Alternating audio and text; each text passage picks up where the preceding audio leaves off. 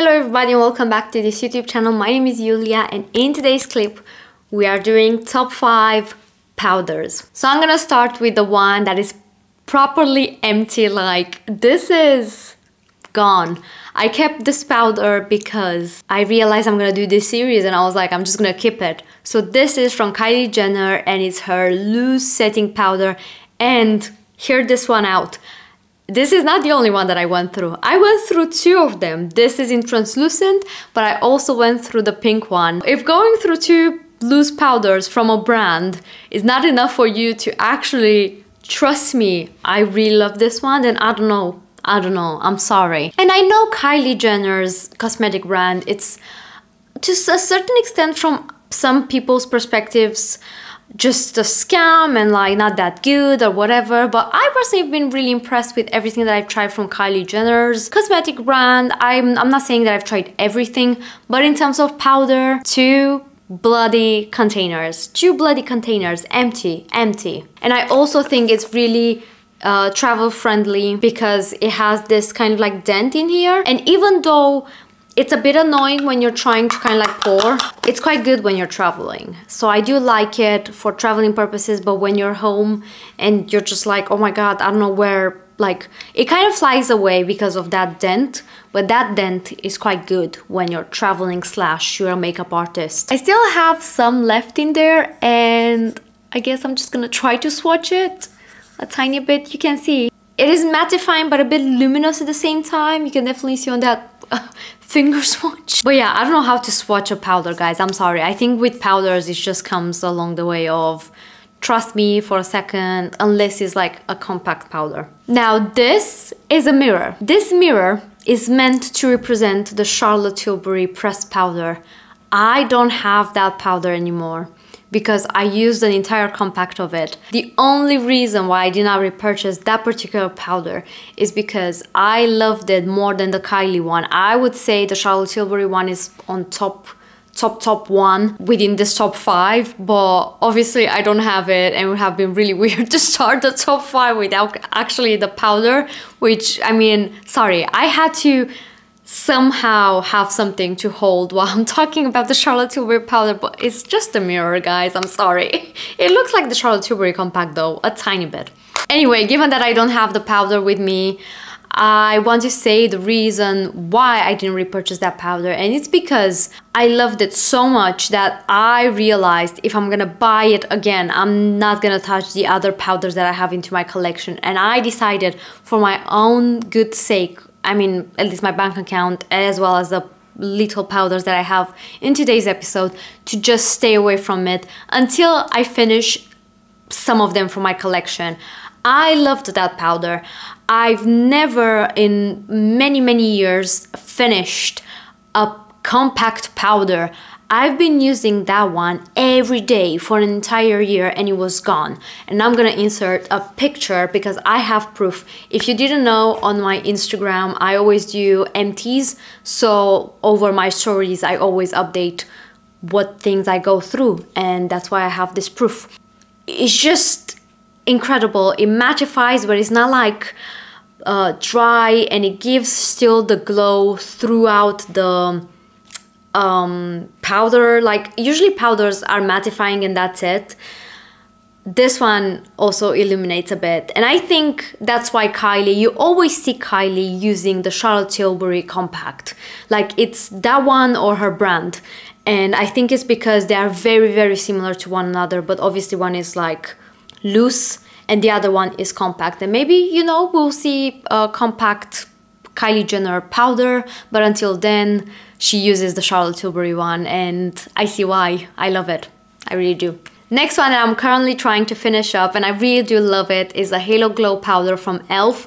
This one, it was after I realized at some point I didn't have that many drugstore powders, and I was like, wait a second, what's going on? Because I always have more drugstore options than high-end ones. Kylie Jenner's brand is quite in between drugstore and high-end. It's not the most expensive out of them all, but I was abusing that one and the Charlotte Tilbury one, more the Charlotte Tilbury, like I was telling you a second ago.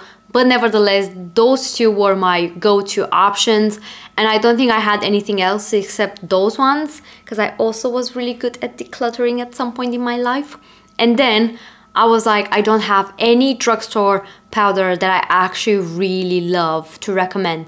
And I tried this one and I really love it. The container is so good. Like, it has this cap where you move it and it's so travel friendly. Excuse the excess of the powder, but sometimes I put way too much into the cap. So what I do is like literally pour it back and close it down. But yeah, this is translucent.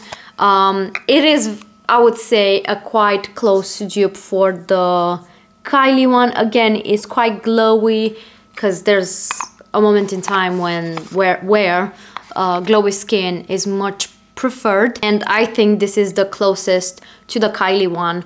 And again, I really love it. I would repurchase this one, and you can see it's quite half empty because I currently have this one into my everyday makeup bag. Next is actually a pressed powder, and this is from Rimmel London. This is the Lasting Finish Buildable Coverage Powder Foundation. So it is a powder foundation, but listen, I am not the person to use a powder foundation as an actual foundation. I use it as a powder because my skin is so normal to dry that it really picks the dryness if I use a foundation powder as a foundation rather than a powder. So you would never see me recommend a powder foundation as a foundation. It will always be as a powder. A lot of powder and foundation. But this is how it looks like, and it has a mirror, it has a puff. I do personally prefer using a puff from this kind of like category, velvet puff. What I liked about this powder, and it's been as of recent that I realized I really love this powder, is on camera. On camera, even in real life, it looks good. Is it a bit more drying than the others? Of course it is, because you pack a punch the moment you take it with a powder puff, which you have to, obviously, because I mean, you could take a brush, but with a brush, I feel it still gives me texture. So for me personally, it's always a powder puff. However, it's a different setting that I would recommend this one. So you take the powder puff and literally you blot down the high shine areas of your face. And obviously on camera with such like massive lighting, you need a more mattifying powder rather than like a super lightweight everyday loose powder. So I really like this one for heavy duty filming as well as when I go out and about to touch up, because it does offer coverage, and sometimes when you're out and about you sneeze and you have to blow your nose, and maybe you eat and the foundation around the mouth is kind of like going weirdly here and there. And this one, it gives you the coverage. Even though it's not gonna look as smooth as your initial base looked like, it would be much better to really hide the mistakes, the everyday mistakes that we have to do, like eating and actually blowing our noses. It really hides them. So I love this one for touch-ups and for filming. It's a good one. It doesn't, like some other powders, they do pack such massive amounts of pigment to the point where you can tell where you put the powder, where you touched up. But with this one, I never found myself really struggling in that sense. So that's why I do recommend it. And by the swatch, you can see it is a powder foundation and it gives coverage, but it's such a smooth formula. And lastly, but certainly not least, we have once again the H&B Cosmetics powder, but this one is specifically in pink. It's in pink. And for me personally, the pink trend under eye area, it feels a bit too much. However, what I noticed with this powder is if you set initially, so you set initially with your regular powders and then take this and apply it on top of it, it doesn't feel as heavy. I really don't like, in particular, this powder, even on its own, because I feel it just sticks into one area and you can't like really blend it in. I would never use it on top of my concealer straight away. I would rather just set, and that's what I do. I set the under eye area with my regular powder, and if I want that flush within my under eye area, I just apply this one with a powder puff, and you can see that's what I did today. And I literally like took the powder and applied a tiny bit, more so on the outside edge of my eyes.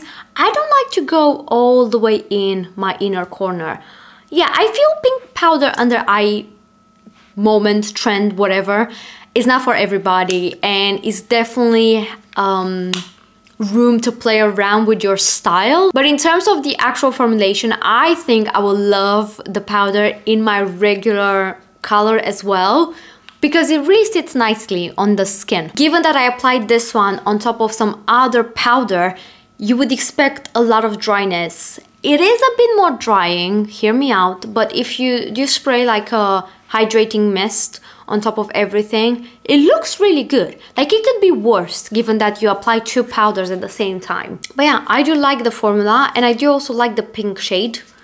But like I said, I have a different take on my pink under eye moment. But yeah, I love every single one of them nevertheless in this top 5. And that is it.